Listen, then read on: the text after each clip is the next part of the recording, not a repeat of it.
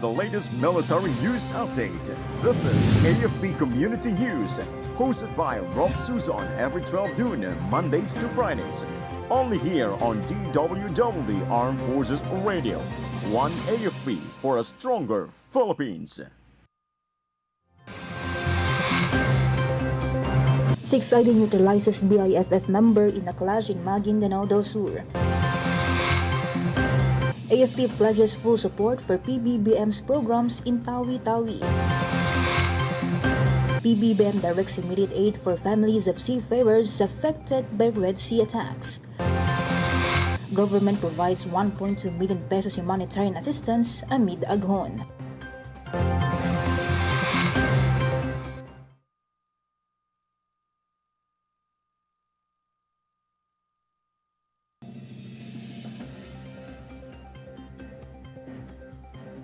Good day everyone, as well to our troops at Camp Emilio Ginaldo, Quezon City. Today is Monday, May 27, and we'll bring you the latest news from the armed forces and other information around the Philippines. I am Rofh Suzon for AFP Community News. DWDD Armed Forces News. And for the brief overview of our stories, a notorious member of the Bangsamoro Islamic Freedom Fighters was killed by Philippine Army troops in a clash in Maguindanao del Sur. According to a report received by Army Commanding General Lieutenant General Roy Galido, the encounter led to the death of a BIFF member and the seizure of explosives and firearms. The 6th Infantry Division responded swiftly to the intelligence report from local residents about terrorist presence near Barangay Butilen, Datu, Salibo. Furthermore, 6th ID Commander Major General Alex Reliera emphasized that the division's commitment to end the terrorism threat in their area of responsibility. DWDD Armed Forces News. The Armed Forces of the Philippines Chief of Staff General Romeo Browner Jr. affirmed their unwavering support for President Ferdinand Marcos Jr.'s priority programs for the province of Tawi-Tawi.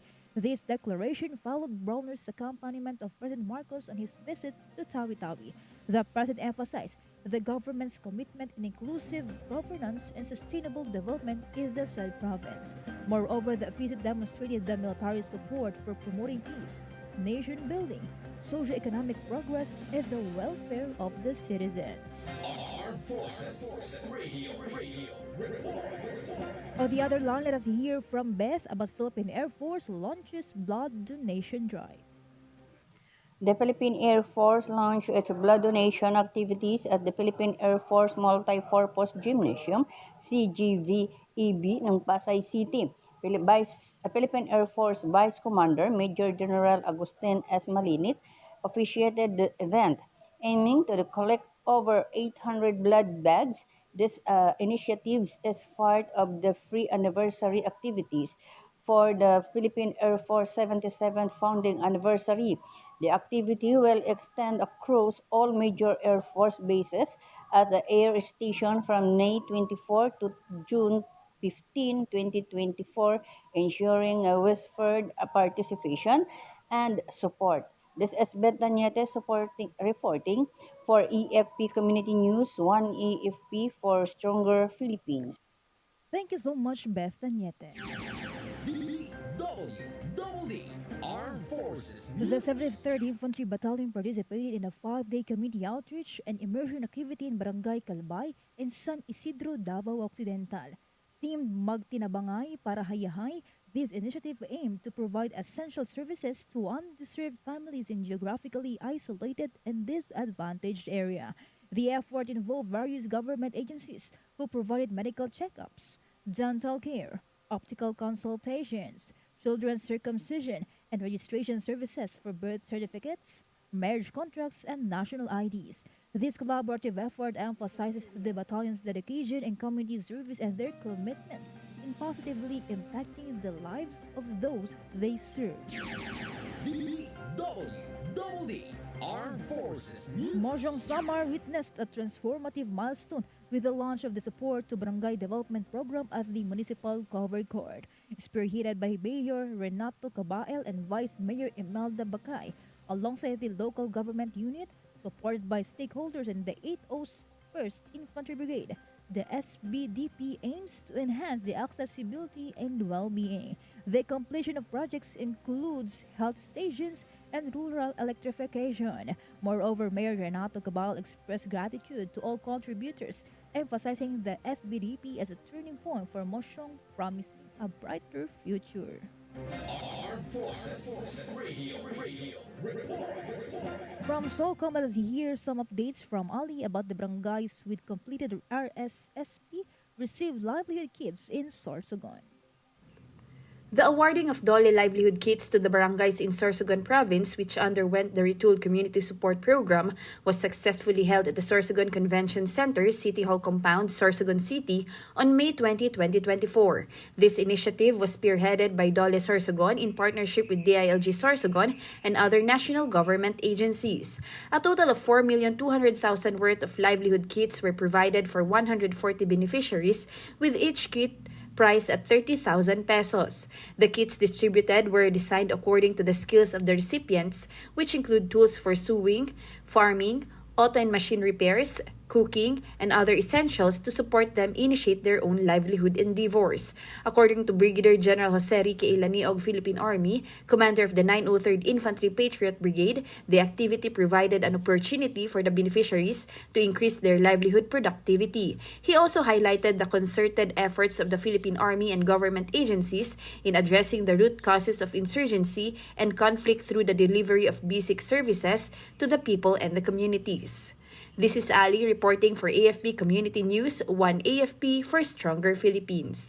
Thank you so much, Ali. DWDD Armed Forces News. 65th Infantry Battalion seized armed cash belonging to the New People's Army at Purok 6, Barangay Colambugan, Sibagat, Agusan del Sur. According to 40 Infantry Division's Public Affairs Office, Lieutenant Colonel Francisco Garello Jr., the cache contained various weapons and supplies, including ammunition for rifles, grenades, explosives, medicines, and anti-government documents. He added that the said discovery followed a tip-off from concerned citizens. Moreover, Fort ID Commander Major General Jose Maria Cuerpa II emphasized the importance of continued collaboration with the civilian populace to root out the remaining insurgents. DWDD For national news, the President Ferdinand Marcos Jr. issued a directive to the Department of Migrant Workers to have the families of 20 Filipino seafarers affected by the Red Sea attacks. DMW Secretary Hans Leo Kakdak shared in News Forum in Quezon City that the agency is handholding the families as ordered by the President. It can be recalled that Iranian authorities flagged container ship MSC Aris on April 13, where 3 Filipino seafarers were on board, while Houthi rebels attacked roll-on or roll-off vehicle carrier Galaxy later with 17 Filipino sailors in November last year. Kakdak assured that Pinoy seamen are safe and sound, added that the department is constantly coordinating with their families. Armed Forces Radio. For more updates, let us hear the details from Shah regarding AFP representatives complete the public affairs course in United States.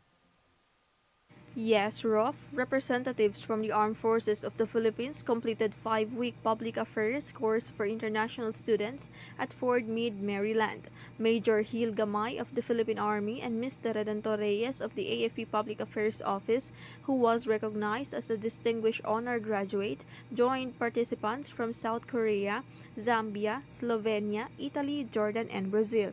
Hosted by the U.S. government and facilitated by the Defense Information School, PASIS equips military and civilian public affairs officers with essential skills through lectures, practical exercises, case studies, and field trips.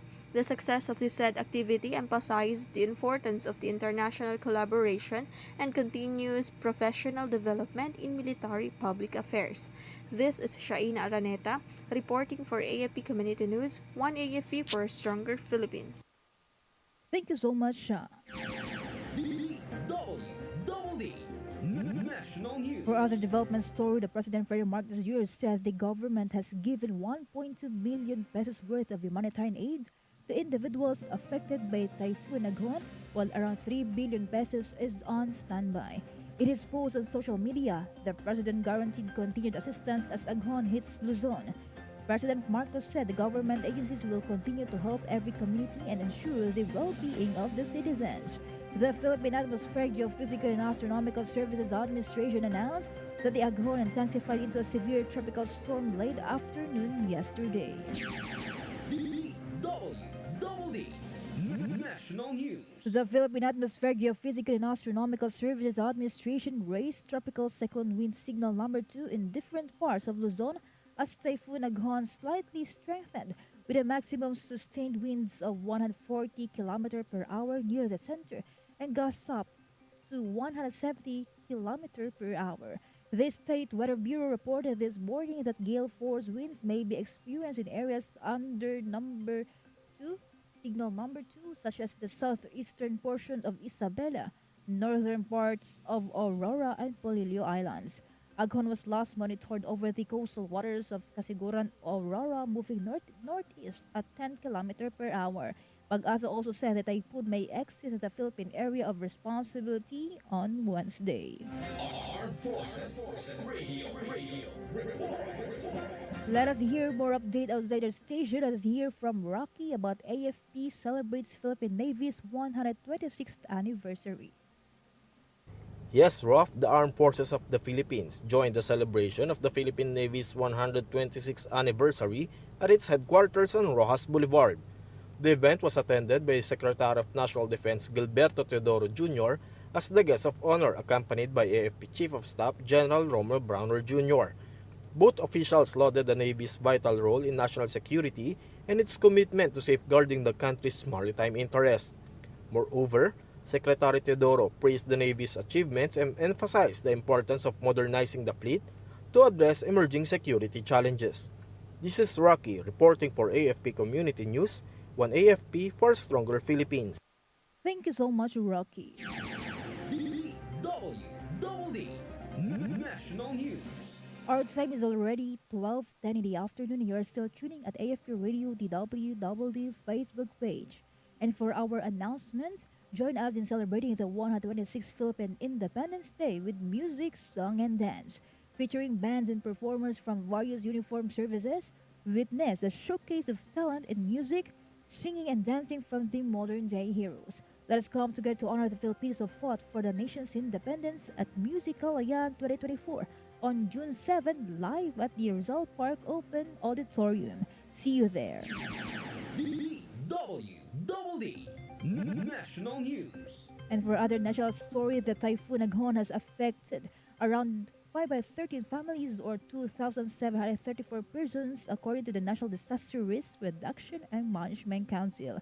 Based on their latest update, affected individuals came from 18 barangays in Region 5 and 8 from Eastern Visayas. From the total number, 34 families or 523 persons are receiving support in 8 evacuation centers, while the rest are being provided assistance outside. The Office of Civil Defense earlier reported that affected families include those displaced and those not requiring transfer or removal from their residence. DWDD National News. The Department of Migrant Workers has submitted a recommendation to the International Bargaining Forum that declared areas targeted by pirates as warlike zones. The MW Secretary House Layo Gagdag said the agency will be grateful if the IBF will allow the said move, as it means that ships can be prevented from sailing. However, the Secretary encouraged the sailors to divert their voyages away from the Red Sea at Gulf of Aden. He also added that seafarers may choose not to cross the seas by signing the right to refuse sailing. Armed Forces Radio Report. Now let's hear from our reporter on the ground for more updates about AFP Chief Honors outgoing UPROTC cadet officers. Go on for the details, Mike. Yes, Rofh, good afternoon. Armed Forces of the Philippines Chief of Staff General Romeo Browner Jr. honored outgoing cadet officers of the University of the Philippines Reserve Officers Training Corps during the 102nd Homecoming of the UP Vanguard. He also led the awarding ceremony and recognized their dedication, leadership, and exemplary service. In his Keystone address, General Browner praised the cadets for their achievements and emphasized their vital role in national defense and community service. Moreover, he urged them to continually remember that they are part of the legacy and let their principles be their guiding light. This is Mike reporting for AFP Community News, 1FP for a stronger Philippines. Thank you so much, Mike. DWDD National News. President Ferdinand Marcos Jr. emphasized the government's commitment to make the Philippines as premier destination for tourism, relaxation, and entertainment in line with the Bagong Pilipinas vision. In his message during the inauguration of the Soler Resort North in Bagong Pag-asa, Quezon City, the president highlighted that the Philippine tourism and hospitality industry has made a remarkable recovery after the COVID-19 pandemic. President Marcos shared that the Philippines welcomed 5.45 million inbound tourists in 2023, two times higher than 2.65 million visitors recorded in 2022. He added that it is the administration's mission to let the entire world know that the Philippines is open for tourism and business following its pandemic recovery. DWDD National News. President Ferdinand Marcos Jr. appealed to Congress to pass the proposal to amend the rice tariffication law, which would allow the National Food Authority to import rice and stabilize prices. The president believes that giving permission to NFA to import rice would help not only farmers but also the general public, especially consumers, that it would stabilize the rice prices in the market.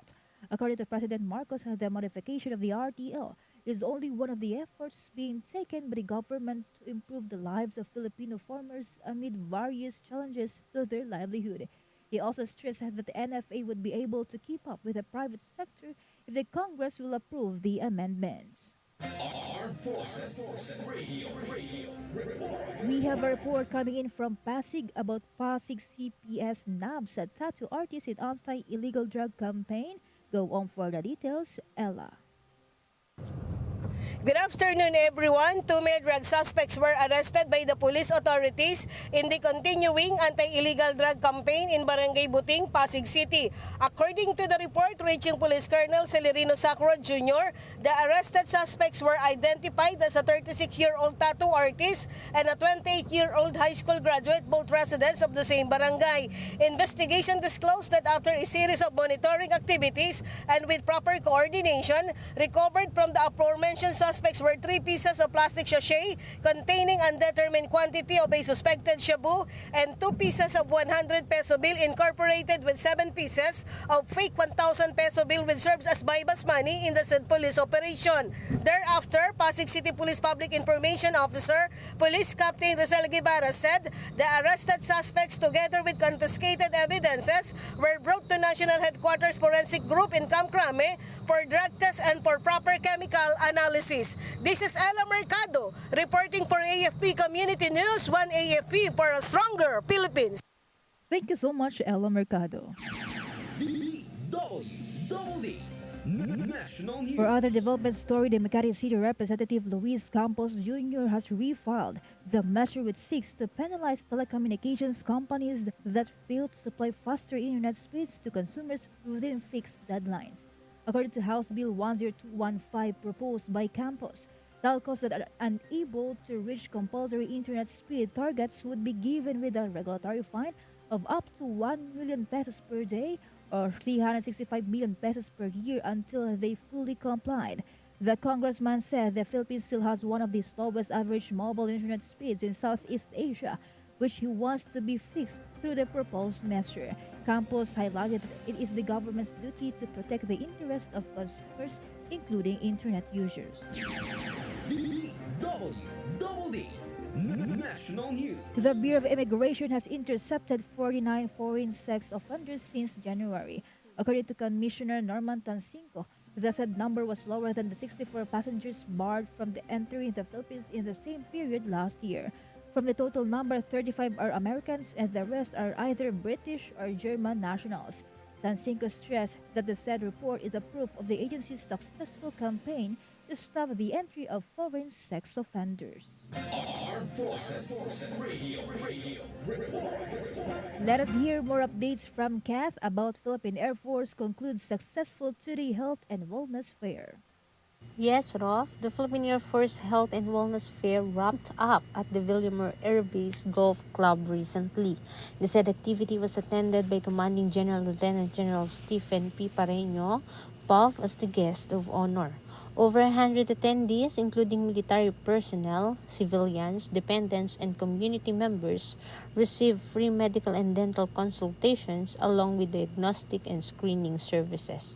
In his closing remarks, Lieutenant General Paremio emphasized the importance of health in fulfilling daily duties, stating that the true excellence is attainable only with a sound mind and a healthy body.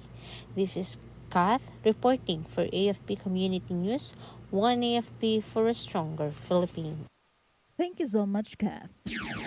DWDD National News. The Land Transportation Franchising Regulatory Board dismissed the speculations that its technical working group recommended the termination of the 5-year motorcycle taxi pilot program. LTFRB Chairperson Chofilo Guares III explained and clarified that the TWG did not endorse the termination of the program but the gathering of data. He said the proposal to limit the program to only 3 players in Metro Manila is also untrue. In regard to this, the official shared that the TWG's suggestion is to add more players and expand it to more places. DWDD Armed Forces News. And that's all for today's broadcast. Thank you so much for joining us, especially to our audience in our Facebook page, AFP Radio DWDD. Don't forget to tune in tomorrow for more updates, same time and same station. Again, this is Rofh Suzon for AFP Community News, one AFP for a stronger Philippines. Behold the latest military news update. This is AFP Community News, hosted by Rofh Suzon every 12 noon, Mondays to Fridays. Only here on DWDD Armed Forces Radio. One AFP for a stronger Philippines. Ito ang DWDD 1134 kHz AM. Balita, impormasyon at musika. Ito ang DWDD AFP Radio. Boses ng Kawal Pilipino.